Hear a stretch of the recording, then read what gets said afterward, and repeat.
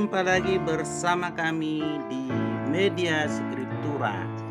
Nah, kali ini kita akan membahas tentang yaitu pemindahan ibu kota Republik Indonesia dari Jakarta ke Penajam, Kalimantan Timur. Ya, RUU sudah disahkan oleh DPR. Terima kasih buat Dewan. Ya, walaupun ada beberapa tokoh ataupun partai yang tidak setuju, ya, contohnya udah tahu PKS ya dengan garangnya menolak dan lain sebagainya.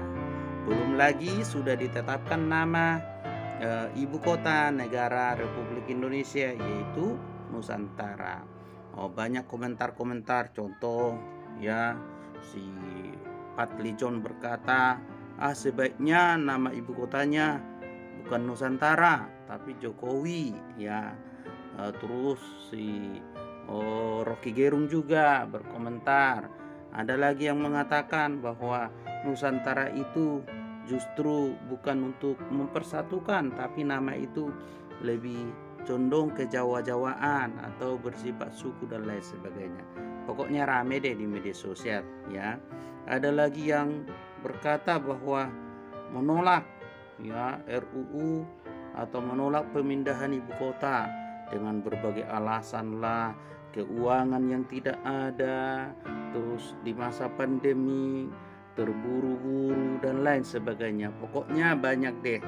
Nah, ada lagi sampai melaporkan ke KPK ya, melaporkan ke KPK. Pokoknya heboh. Nah, dan yang paling mengerikan selalu menghubungkan dengan PKI, menghubungkan dengan Cina dan lain sebagainya. Padahal kita tahu yang menyokong dana yang paling banyak untuk pembangunan ibu kota negara baru ini, ibu kota negara ini adalah bukan Cina tapi Uni Emirat Arab dan lain sebagainya.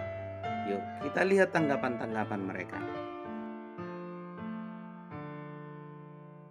Pembinaan ibu kota dari Jakarta ke Penajam, Kalimantan Timur itu adalah program PKI tahun 1955. Dan kalau kita mau bedah lagi keadaan di Penajam, Kalimantan Timur hari ini, tanahnya kosong. Sementara Istana Negara, sementara Monas, sementara gedung-gedung RRI, gedung TVRI, sadonya ada di Jakarta.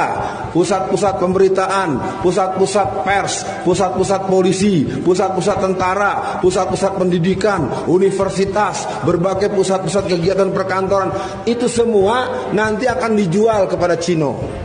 Dan kalau ada masyarakat yang tidak setuju, nanti akan ditangkap oleh polisi. Seluruh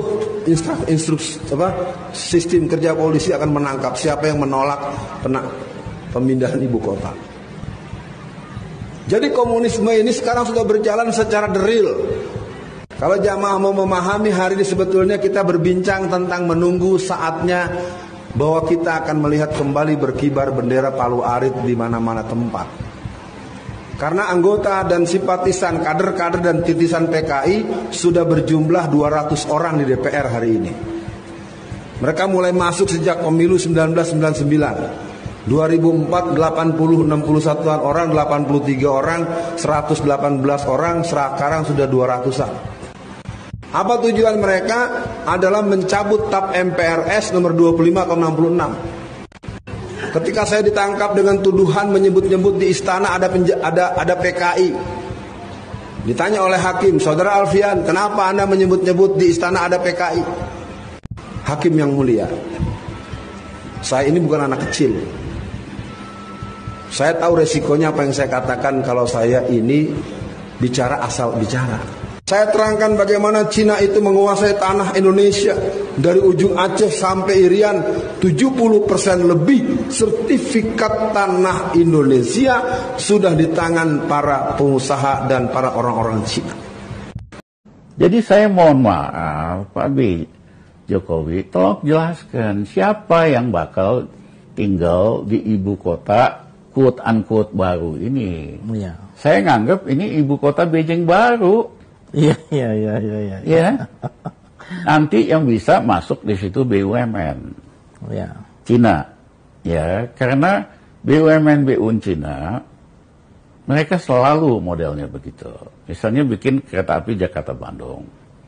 Mereka tahu kalau hanya dari jualan tiket Nggak cukup. nggak masuk hitungannya. Hitungannya. Jadi mereka minta 3 pemberhentian supaya disediakan buat mereka bikin real estate. Iya. Salah satu itu yang dekat Bandung, Walini, bekas perkebunan. Perkebunan teh. Perkebunan teh. Iya kan? Kenapa? Kalau dia kembangkan real estate-nya, bisa dijual real estate-nya, nutup biaya tarif. Iya. Iya kan? Jadi ini beda dengan investasi infrastruktur dari negara lain. Mereka bangun fokus di infrastrukturnya aja. Iya. Kalau dari Beijing, dia selalu kaitkan dengan real estate. Iya. Iya kan? Betul. Supaya 3 kota ini mereka bisa kembangkan, bisa jual gitu loh. Nah, polanya tuh sama, beli murah di Kalimantan Timur, ya kan, dibangun, jual sama rakyat Indonesia. Siapa yang mau pindah ke Kalimantan Timur, ke Penajam? Kagak ada kan? Tapi dari Beijing dengan penduduk 1,4 miliar, banyak tuh yang mau pindah ke situ. Jadi kita lagi bangunin ibu kota buat siapa? Iya. Apakah betul buat rakyat kita? Apakah betul buat bangsa kita? Atau kita persiapkan ini untuk Beijing baru? Yang jelas saja deh Pak Jokowi ngomong apa adanya aja dah. Iya. Iya kan? Karena apalagi dalam situasi seperti sekarang. Apalagi dalam suasana negara nggak punya duit. Iya. Kebayang nggak itu? Gedung-gedung bersejarah kita, istana wakil presiden, kantor-kantor di sekitar Monas, kita mesti sewain atau jual. Kalau dijual kan pasti harganya jatuh. Ya, jual sama tai. Telah kita dengar beberapa argumen-argumen para tokoh-tokoh tersebut atau partai-partai yang tidak setuju akan pemindahan ibu kota dari Jakarta ke Penajam. Dengan berbagai analisa-analisa yang mereka katakan bahwa pemindahan ibu kota itu adalah dibangun tempat tinggal itu bukan untuk warga Indonesia, tapi justru nanti orang-orang Tionghoa yang akan menempati. Ya, apalagi ada Rijam Ramli berkata bahwa tidak akan ada yang pindah ke sana dari Jakarta ke Kalimantan. Dengan berbagai argumen itu juga Alfian Tanjung juga berkata tadi bahwa nanti gedung-gedung yang ada di Jakarta akan dijual dan akan dikuasai oleh orang-orang Cina. Nah, demikianlah beberapa perkembangan tentang ibu kota baru negara Indonesia.